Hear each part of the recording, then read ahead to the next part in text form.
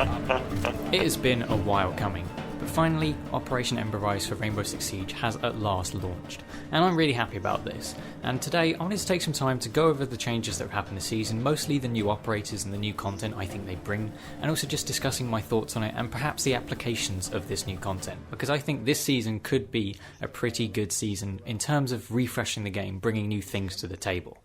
Now first things first, we've got the two new operators as per every other season, with Amaru and Goyo. Now, the first one I want to talk about is Goyo, because I think this guy is going to have a big impact on the way we play this game. His new gadget is the Vulcan Shield, which a lot of you will probably all know about. For those of you who maybe don't play Siege or are not necessarily always up to date with the information, he has 3 deployable shields with explosive canisters on the back. If you shoot the canister, it explodes and leaves a massive area of effect of fire, so it's a very good entry denial gadget. But what I think is brilliant about this character is how simplistic he is. In a way, he's almost like the new Mira in the fact that he will change the way people play the objective, but has a very simple gadget in the way it interacts between attackers and defenders. In its basis form, it is just a deployable shield with an explosive on the back, but it has so many different applications and also a lot of potential counterplay. So for instance, Goyo could use this shield to block off entries into the objectives.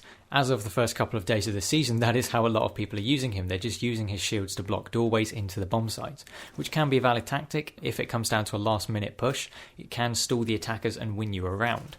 However, as I recently discovered, this kind of strategy, and this character in general, has become an indirect nerf to Clash. Now you can see, as in the background, the Clash Turtle does still work, the endangered species does still live, but unfortunately it can only survive in casual captivity, but it does still exist. You can still use Clash, but Goyo is going to make her a lot less easy to play because of his gadget.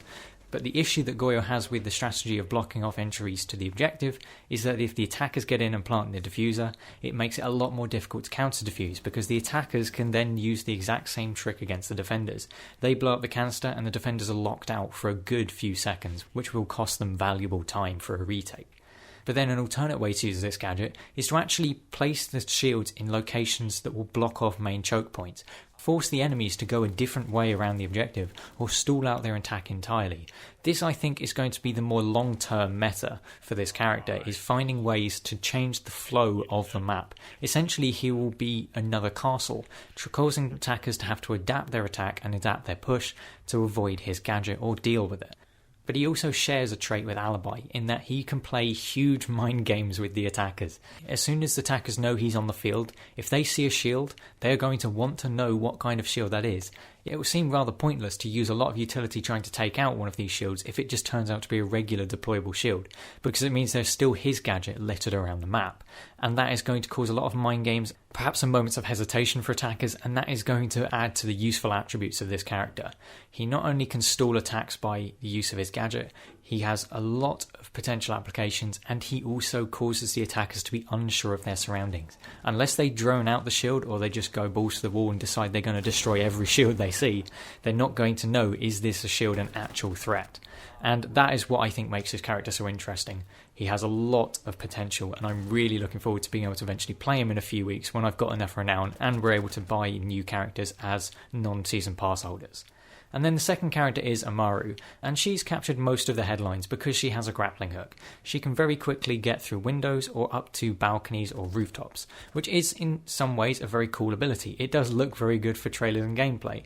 But at first I wasn't too sure. I felt that she was going to be like Nook and Warden, just way too situational and have very little impact on the game. Now, whilst Amaru hasn't had a huge impact in the casual matches I've been playing so far, I do see some potential for this character, and I think her role is going to be about creating space for the attacking team. So for instance, if you're playing Hereford, it's a 4-floor map. Say the defenders are holding a site on the first floor.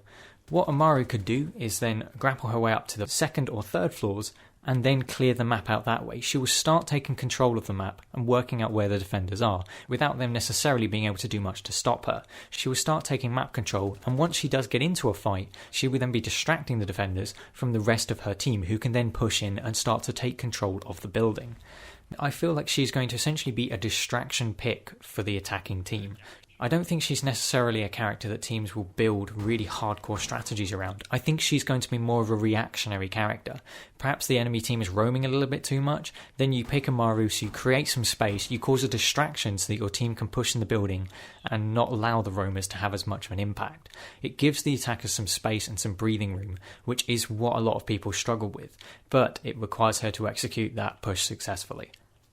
And this is why I think she'll be a good reactionary or counter strategy operator. She'll be good at countering other teams, making the defenders having to change the way they play the map to accommodate her.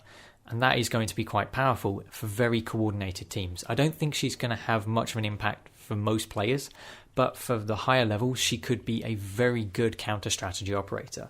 Because what it then forces the defenders to do is they either have to find a way to stop her getting in, because as soon as she gets into the building, she will start taking map control, which is what the defenders cannot afford to lose if they want to win. So they need to find a way to stop her before she can have an impact if they want to actually hard counter her as a character. The simple fact is, it then causes the defenders to have to divide their utility. If they want to focus on countering Amaru so she can't create that space for her team, you're then leaving the objective slightly more vulnerable. There's less utility spent there, which means the rest of her team could just execute a push, and it's going to be really interesting to see how these potential counter strategies work. I'm interested to see what will happen with this character, but I don't see her having a huge impact for most players. And then the final main bit of content for this game has been the map rework of Kanal. Now, Kanal was a map that I had mixed feelings about. I did enjoy it in some extent, and I do have some memories from the very first season of Ranked that I played on this map. But at the moment, I have been really enjoying the new rework. It does feel quite fun. It's much more easy to navigate than when Hereford was reworked. Hereford felt like a maze when that was reworked. But this map, it feels intuitive. I like it. I'm enjoying playing on it. I will have to admit, I've only played this season for 4 or 5 rounds, so I don't have a huge experience, so I don't even understand the map fully yet. But I have been enjoying playing it. It has been a nice refresh, and I'm looking forward to playing this in Ranked and seeing how people play this map competitively. But overall, this season is looking good. I'm really hopeful that the meta will develop in some really cool and interesting ways, and that these new characters will provide a meaningful change to the way we play this game. Hopefully in a week or so I'll have got enough renown to unlock Goyo so I can start having some fun with the mind games of his shield. But until then, I will just stick to playing it and getting the most of this content now that it's been released. But I do hope you enjoyed this video. This is a discussion after all, so please feel free to voice your opinions in the comment section down below. I've been the guy from the Gamertag, and I will see you on another video.